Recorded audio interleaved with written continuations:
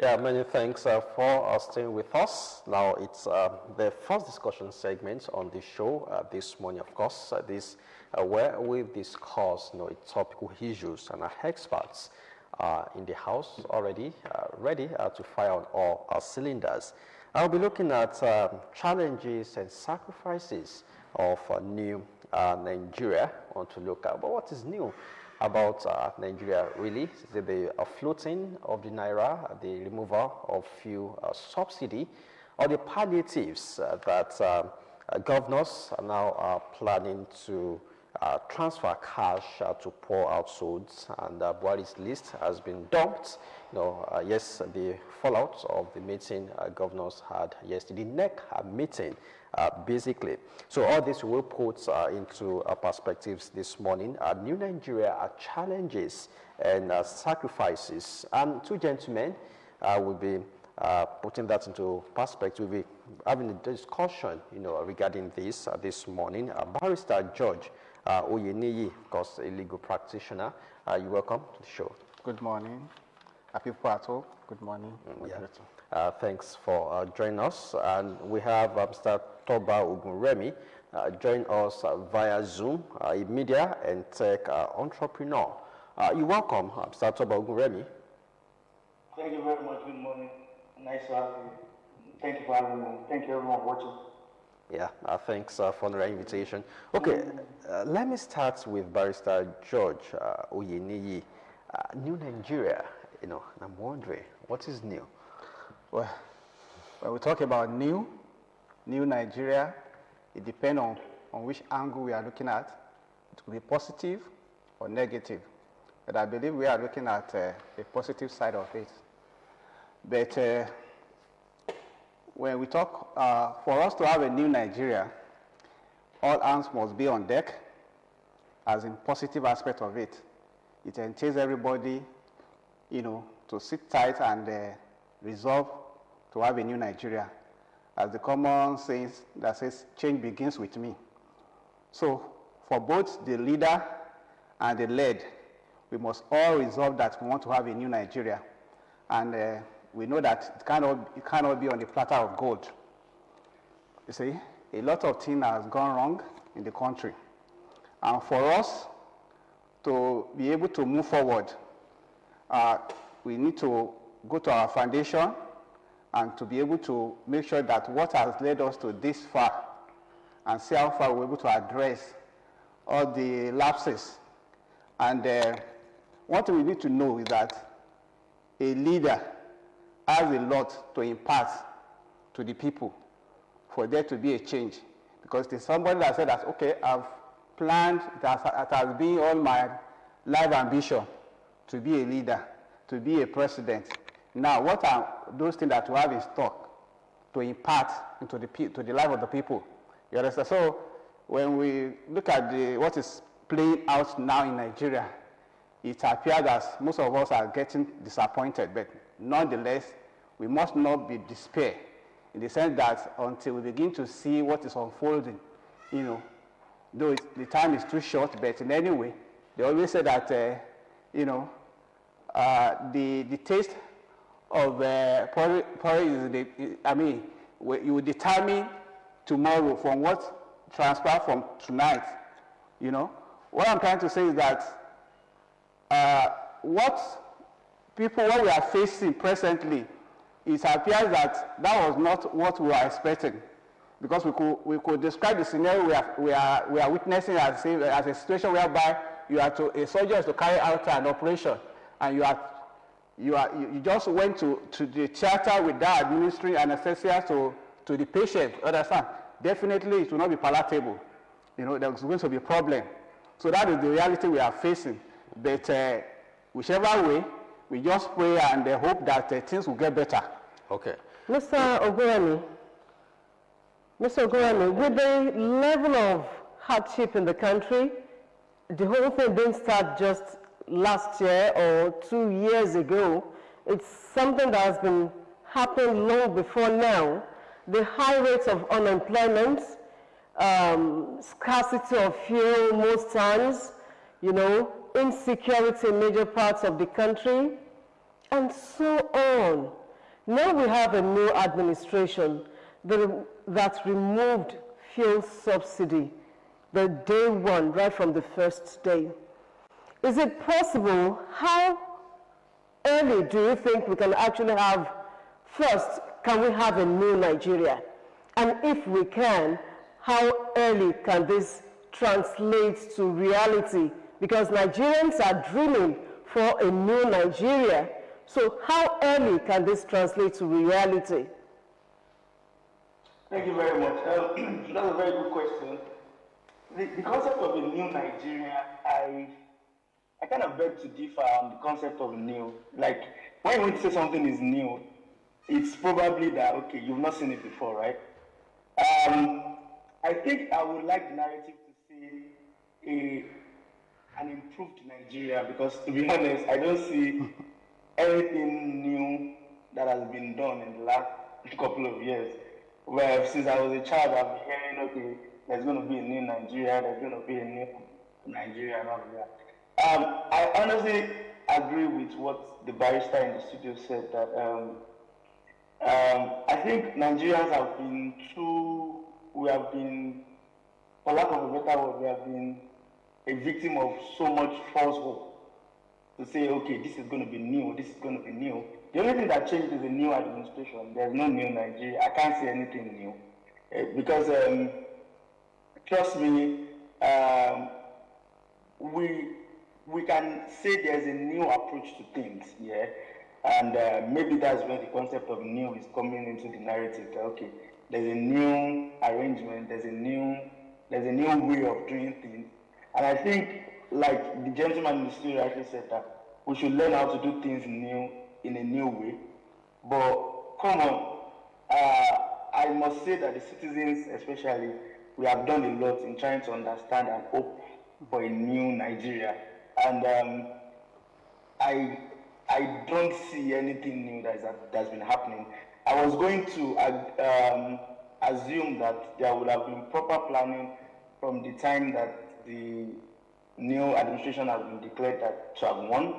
I assume and I was hoping that, yes, subsidy has to go, but there should have been more consideration and detailed thinking in the implementation of what happens. For example, I heard a commentary of someone that was saying the only thing that the common man benefits from this government right now is this subsidy, and now it's gone. What is in there for us? And I think I want to agree with that line of thoughts, because honestly, I did not hear that, there's an executive order that says this particular benefit is gone from the executive arm, and this kind of money entitlement or whatever is gone as a means of sacrifice from those, up there.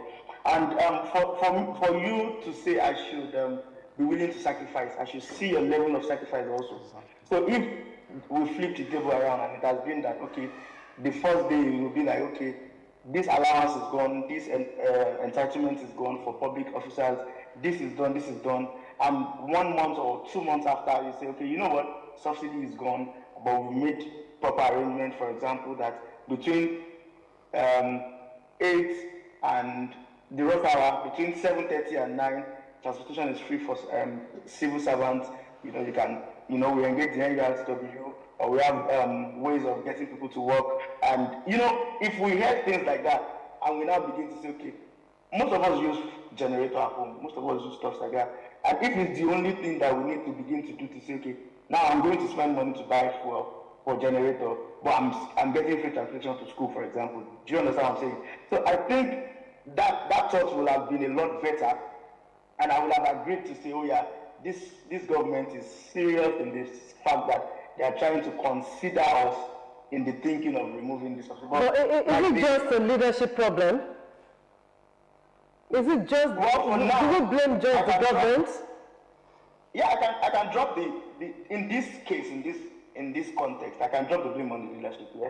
Because if you are leading me and you are thinking about me, you are going to give me policies that would make me want to believe. It's just like, if you are parents, like, you are saying, this is what you want to be done in your house, but we can't see you do it, and you're expecting us to do it. I think at some point we will revolt. We would want to say, you know what, I don't care. Okay. Right? So I wish they had thought through this process. I wish they had given us some sense of incentive. Somebody also said recently that, okay, since May 29, the subsidy has been removed, and this is July 27 or thereabout. Sorry, this is July 28 or something. 21st. And there is no impact that we can see. Oh, because subsidy has been removed, I can travel to Lagos from Abeokuta by train for free because subsidy has been removed. I can see like a significant impact in the way I live. You know, there's nothing like that. I expect me to keep, you know, calming down, hoping for a new Nigeria. I honestly think there's nothing new. It's just an adjective added to the Nigerian thing. And we've been a victim of that. All of us listening to me right now, and even you in the studio, have been a victim of hope. And one of the best things about Nigeria is our resilience nature. We are just hoping for a better tomorrow. It's good. It's fine to hope. But trust me, I think the leadership needs to do better. Okay. Okay, now to Barrister George Oyeniyi. It seems there are two conceptual approaches to this. Yeah, given the framework you started with, this new Nigeria, is it not a mirage? Because I could recall as far back as 2010, we thought Vision 2020 would birth a new Nigeria, at least economically. Now, this is where we are, you know, and in local parlance, they will say go better, and we are still waiting. I mean, when will Nigeria get better? I think we can, you know, apply that to new Nigeria. So is it not a mirage? I cannot say that that's a mirage. A new Nigeria is possible, not being pessimistic. It depends on how we handle the project Nigeria. Just as we've been talking about on the issue of subsidy, the removal of subsidy, if adequate planning had been put ahead before that decision was made, you know, the cushion effect, not until after you've cut the head, now you are trying to, you know, to sew the whole thing together. You know, what I'm saying is that you know very well that removal of a subsidy will definitely affect everybody, except though whether you are big or small, you will be affected. It now depends on the level of the impact. Now, what are the modality, the palliative? Not the issue of dishing out money to people. No, that will not solve the problem. That's a very wrong idea. Because what is the criteria with which we are going to determine who are the poorest household? Even the past administration.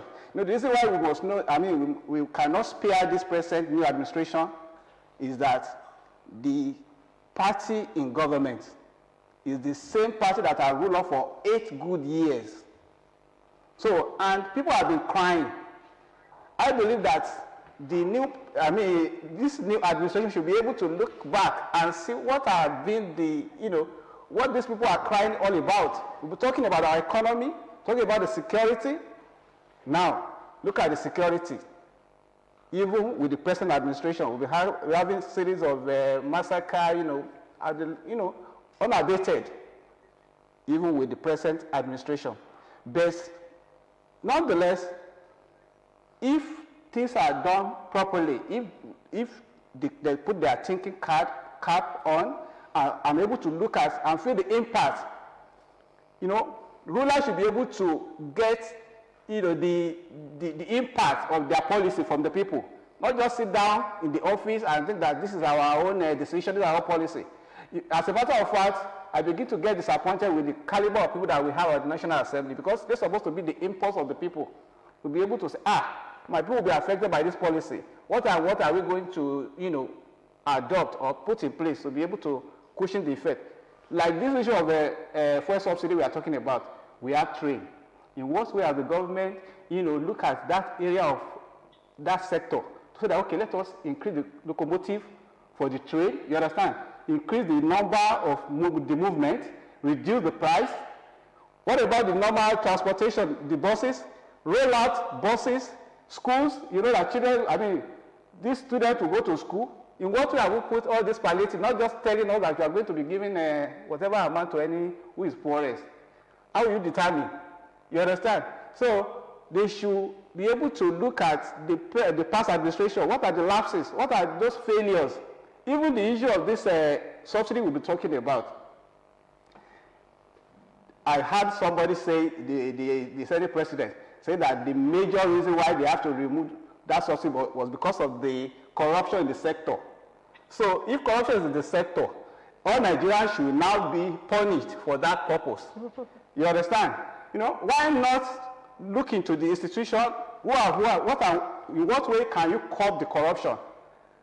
Rather than say that everybody must suffer for it. I even heard the president say that I cannot be paying subsidy for Niger, pay subsidy for Republic of Benin, pay subsidy for Cameroon. Is that the issue? So is that the reason why you have to remove the subsidy? I'm not saying they should not. Are you against the removal? Exactly. I'm not against the removal. But I'm saying that the rationale behind it, you understand? The rationale behind it, is it proper? Because let us look at it holistically. When you are taking a policy, you must be able to look at the impact that, you know, your people that you govern on. You'll be able to say, okay, this and this is going to be the reaction. And the impact, the suffering. But some people just believe that whatever decision they choose to implement or whatever, that is the way they will go. But it shouldn't be. We are in a democracy. Now, I will just say that as a people, we must not keep quiet. We don't need to demonstrate, but there's a manner of which you have to voice out. It can take you taking a placard to show that you are not happy with what is going on. You understand? So let us come forth. You know, I know even we all our security agencies, they are equally aware, they are equally affected. So you should not begin to brutalize people and say that they cannot talk now, because we are under a civilian administration. But now there's a new development. Yes. You know, in the pecking order, you know that the state governments, you know, are closer to the people than the federal government seems to be the farthest. You know, now that they've met the governors and they have come up to a plan of, okay, states would transfer cash to poor households, so states will generate their own register of poor people. My dear, that's still a wrong approach to the suffering of the people. Dashing out money. Look, you are all aware. You are going to the market. Everything, the food store and everything has gone up, the prices. So all sectors will be affected. So it's only the poor that will be given 8,000. 8,000 for how long? No, we don't know how much will be. No matter the money you are given. Could be 100, could be 200. That will not be the right mode to address the problem. You should be able to address what will crisscross everybody. How do you determine? I've said that issue of transportation is very, very important. Issue of power, very, very important. Let us equally address it. This fuel that we are talking about, the subsidy that they said has been removed. Could you believe that upon the importation of this fuel, the government will still place their own tax on all those imported fuel that we are buying? So why not say, okay, we remove those taxes for now? So that price will not be as high as what they are being fixed now. So we'll be able to, all of us will adjust. Not just leaving it and say, okay, somebody will sit down somewhere, the NPC will say, we decided how much is going to be the price of the fuel. But what are the rationale at which they arrive at that price? Market forces. It's not market forces. Let me just tell you that. No, according to MPC. That's what they said. But go and ask now, how much do they import those fuel? How much are those taxes placed on those fuel? Well, talk about Opale, I believe, talking about Ogoran, I beg your pardon, I believe talking about having a new Nigeria, it goes beyond fuel subsidy, removal, it goes beyond palliatives and what have you. What about the masses? What are the roles the masses will have to play? Don't forget, vandalism here and there. You talk about infrastructures being vandalized. you talk about pipeline vandalism. These are things that will actually, at the end of the day, cost the federal government so much to repair. So let's talk about the roles of the masses now towards having a new Nigeria, the Nigeria that we dream of. Yeah, thank you very much. I think we are going about this conversation simply because of the way we feel at the moment. That's why the narrative of the subsidy is hitting the front of our conversation, is at the forefront. And my dad told me something some time ago. You can't beat a child and not expect him to cry. Okay? So the masses have a role. We both agree. We all agree that the masses have a role to play. But you know, you cannot tell me to sacrifice when you are living lavishly. Okay? If I see the level of sacrifice from leadership, I'll be compelled to understand. All right? I'll be compelled to want to, you know, play my role. Even, yeah, there are extreme cases.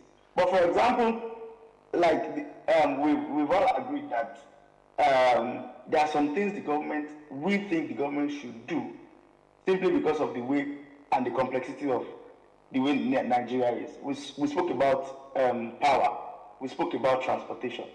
Just imagine that there is a policy to say, okay, like I said, peak hours or there's a free transportation for you at social time to social time because subsidy has been removed. There is do you know that even the cost of governance has even increased because of this subsidy thing? This executive and legislature or people in leadership will follow their cars, and you will be surprised that it is the government that is still paying for that in some way. So when you talk about, I'm not against the masses trying to, play their role as followers, but I want the conversation this morning to focus on leadership for a bit. What sacrifices has these leaders made on their own? As the salaries of executives or legislators or leaders have been reduced, no? Are the allowances on the rise? Yes. I read the news, I've not confirmed that they are even buying new furniture for the new legislatures. You get what I mean? We're in the face of trying to remove subsidies, and somebody that used to work with 300 naira now travels with 2,000 naira in one day. And you're still deliberating and dragging and, still fighting to say, okay, let's increase the minimum wage. You are now saying the solution to it is to throw money at them. So they give you 8,000 naira now, and that 8,000 will only transport you for 1 week, and you say you are giving up subsidy. Why are you doing this to us?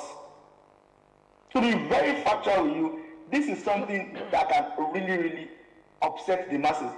So I will not agree that you want to flip the table and say, what is the masses' role now? Right now, leadership is everything. When the head is good, the body is good. When the head is rotten, if you have a fish, when the head of a fish is bad, you will not even want to eat the fish anymore because it is not good. It doesn't look good at the moment, yeah? So I think the reason why we're having this conversation will be that I hope leaders are listening to us. All we want to see is, we want to see a measure of sacrifice from you guys. But Nigerians are very resilient people. Previously, Mr. Okoremi, that is not a justified reason for the masses to vandalize government properties. Talk about the Niger Bridge. Take a look at the Niger Bridge. What has been done there, some things are being removed. And I think some months ago, the Abeokuta Bridge. Yeah. So it's not a reason at all for Nigerians to vandalize properties at all. That is, I think we should address that too. 100%, I agree with you. Somebody says you cannot. Most of the time, we Nigerians are not. We are very ignorant, and they have weaponized this ignorance. Vandalizing the bridge. These people will not use the bridge. They have helicopters. They have other things. I think I would admonish Nigerians to not. This is our thing. Don't let's see these people in position because they have marked themselves as they are doing us a favor when they do stuff. Those Niger Bridge, those power facilities, they are for us. We are the ones to enjoy it. So vandalizing it is like shooting ourselves in the foot. Let's put it out there correctly. But I go back to leadership to say the idle hand is the devil's workshop. Exactly. Like, what are security measures to, for example, okay, now, you said something about fuel subsidy is gone. Is there a special place where military personnel or police officers get fuel at a rebate price. Okay, those facilities are supposed to be guarded. There has to be security. There has to be this. There has to be that. Yeah, but you have made it impossible to move around, and somehow you are festering insecurity. Because when these guys, if somebody has a job, for example, if somebody is engaged, for example, a young person is engaged, for example, the reason and their likelihood to commit crime is reduced by 50%. But it comes back to who is this person that is going to vandalize? What is he doing? So I appeal to leadership again, and the reason why I'm lending my voice is let's look at what these people are going through. Let's look at how to engage. You see, the reason why people initiate youth ministry and sport is not just to do sport, it's to engage young people. It's to engage them to make sure there is no time to think. The idle hand is the devil's workshop. The person going about vandalizing is because they will give him maybe small change. Go and bring this thing, I'll give you something.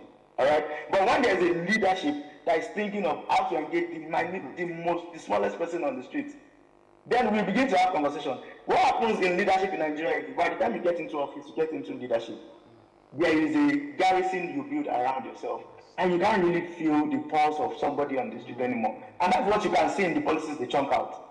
Subsidy has to go. We all agree it has to go. But what is subsidy doing to an average Nigerian, and how would it affect us? If that has been at the fore of their thoughts, we won't be here.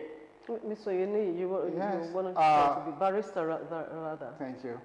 Now, the sacrifice from the people. Well, I will say that frustration do lead some people to take crime, to alternative ways of, securing their means of livelihood. Frustration, and it boils down on the governance, how the environment you are able to, exhibit your potentials. But will the judiciary take it as frustration? No, judiciary will not take it as frustration. And but in any way, judiciary, we have human beings that mind the judiciary. You understand? There's a situation whereby you have to be punished. They want to ask you, do you have anything to say? So if somebody that said that my child was sick, my whatever, definitely it will lessen the punishment. So you could see the situation that we are trying to, play. You see, and that's the reason we are still talking about leadership. I believe in the normal crime. Anybody that wants to lead will say, I want to go there to affect the life of the people positively. And thank God the First Lady told us that Nigeria, they do not depend on Nigeria resources to be able to make a living or whatever. But we now expect them to be able to improve our life, to affect us positively, to enhance our well-being, better than the way they met us. You understand? So, we as a people, Nigeria, they are very resilient, very, in the whole world. I will say that we should be number one, easier to be governed. Because imagine some other country, like in Kenya, have they not been demonstrating about the issue of fuel, whatever, increase in fuel prices, in Algeria and some other country. So, but here are we kept quiet. I didn't used to people going on the street, demonstrating or whatever. But our leaders should feel our impulse and see, these people, what can we do to alleviate this suffering? Issue of doling out money will not solve the problem, will not go to the root. Don't ever think that there's a poorest or the poorest somewhere at one corner. And mind you, this is a political regime, and it could be a party affair issue. So we need to know very well that what is the yardstick they're going to use to determine who they are going to be given palliative. Can you imagine what happened during the COVID-19? The issue of palliative. So it's still in our memory. Palliatives are not really meant to solve the problem totally, in a way. Okay, now to Mr. Toba Ogunremi. Given the present circumstances, the economic woes, is a new Nigeria, or you don't want the appellation of new, you rather prefer improved Nigeria. I mean, is it possible? Yeah, 100%. I think it is possible, and with all hands on deck, with, for example, your media bringing these conversations to fore, is a way to sensitize people and make us know, you know what, don't take laws into your hands. Be patient, but let's talk to leadership and let them know that we are watching, we want some level of sacrifice also. Let the sacrifice be across board. Exactly. You know, I want a situation where they say, for example, there's a huge sacrifice from people in office. Nigeria is becoming a point where your way to escape is to get into politics, and it is very, very wrong. You should be there to serve. Like the gentleman there says, you say you don't need our money, you don't need come on, you've not done anything to prove to us.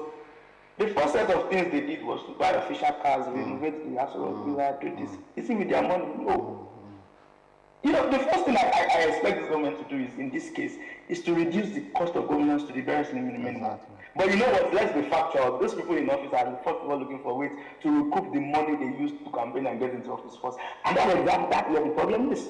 So you do all of this, and you come back to tell the masses to be patient, don't do this, don't do this. I think it's high time we are getting to the zenith of this narrative. Let us still sacrifice across board. Don't come and tell me I have to sacrifice because a new Nigeria is about to happen and you have not done any level of sacrifice. That's my point this morning. If we both sacrifice, we can see it. For example, what happens to the cars that the previous administration used?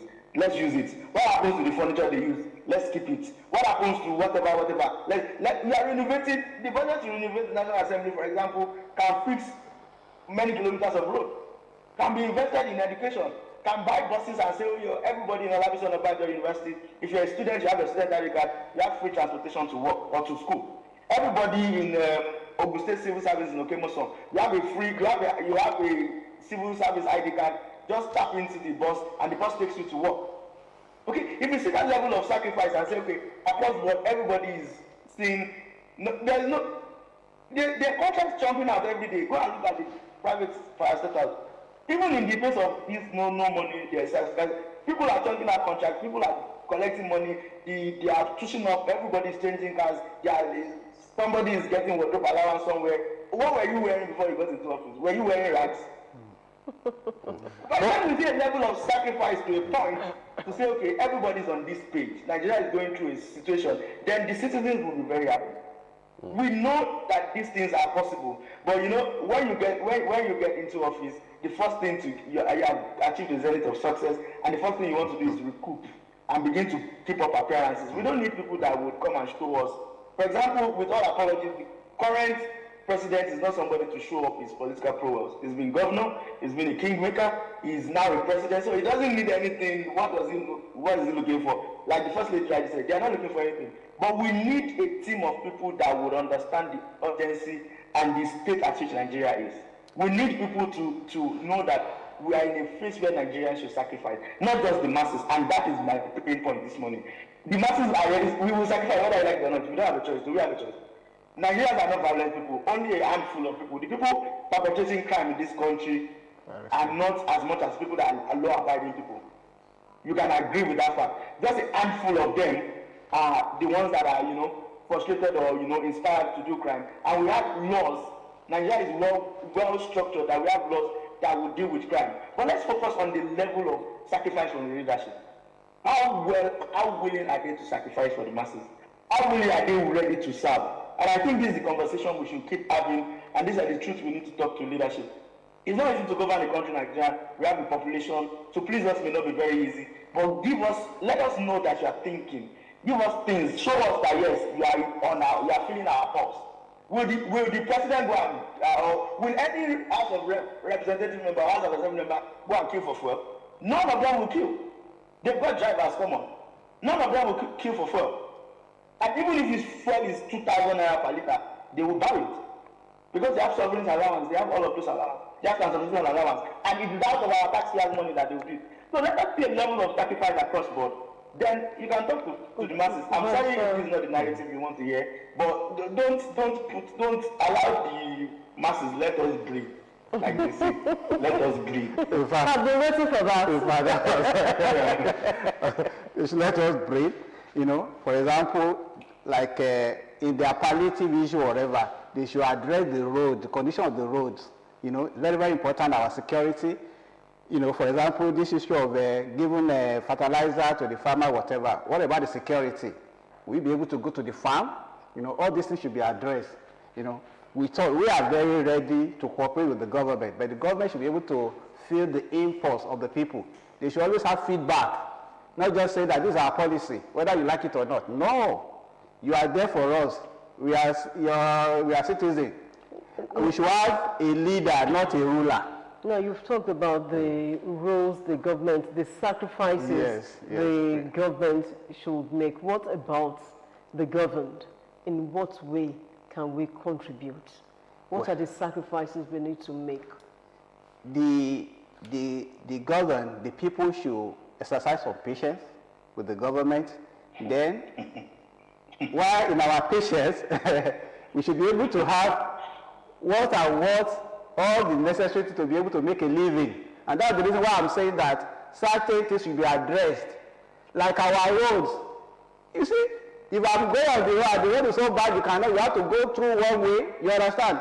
Your life will be in danger. The reason why they had to remove the subsidy. So, don't go there. You know, we should be able to feel the impact immediately, not go and dish out money to one household that is very poor.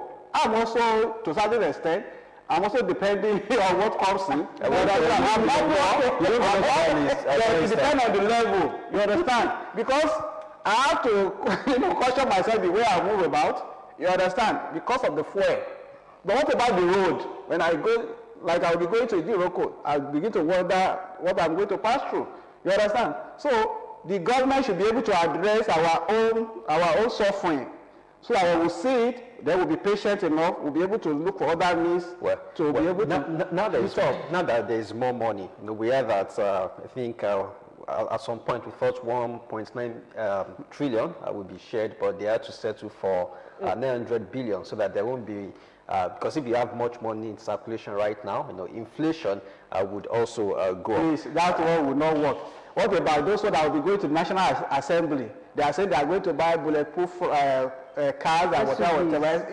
So this thing will be infuriating the people, and you have to sacrifice. You understand? Somebody to tight your belt, and it is only when there is still both. You understand? We are tightening our belt, but we cannot see it with our leaders. Our leaders should be able to come to our level. Let us see you. Let us see that you address those that concerns us, not just stay up there. Well, our time is fast spent, but I want your parting shots, gentlemen. So let me start with Toba Ogunremi. Yes, we've talked about the sacrifices, but, well, it remains to be seen. Will there be a time where lawmakers will reduce their allowances? This cutting cost of governance, will it really come into fruition? So, well, fingers crossed if all this would happen. Your parting shot. Yeah, you just took the words out of my mouth. That's exactly what I was going to say. Because we want the leaders, and in any form or in any way we are leaders, whether in politics in any ways, to begin to show some level of empathy, some level of concern to the average person on the street. I think leadership with empathy should be the focus and should be the new narrative going forward in this current Nigeria. Cost of living is high, cost of governance is high. If we all understand and we are all on the same page, then you won't have to beg us to sacrifice. We can feel it, we can see it. If we see that everybody is using the government hospital, we see that we are all feeling the pains. Not that somebody is fronting wealth and rubbing it on our face.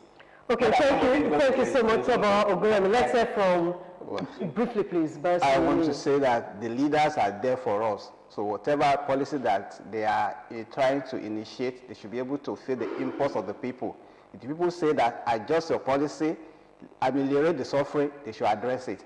And they should be a listening government and be able to address the problem.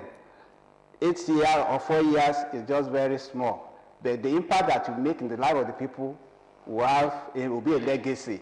Just as we always talk about Baba Obafemi Awolowo, person will never forget. Yeah. Even despite the fact that he was never the president, but the impact that he made in our life can never be forgotten. So if you want us to remember you for good, impact our life positively. Thank you. Okay, many thanks, gentlemen. Barrister George Oyini, thanks for coming. Most appreciate you. And Mr. Toba Oguremi, a public affairs analyst, but also a media and tech entrepreneur. Maybe one of these days we'll talk more about your field. Today, it's all about it has been about New Nigeria, basically. And we hope one day we shall witness this the much anticipated new Nigeria. So thank you, gentlemen. Thank you for having us. Thank you very much. Okay, we'll be back shortly for another conversation. Stay with us.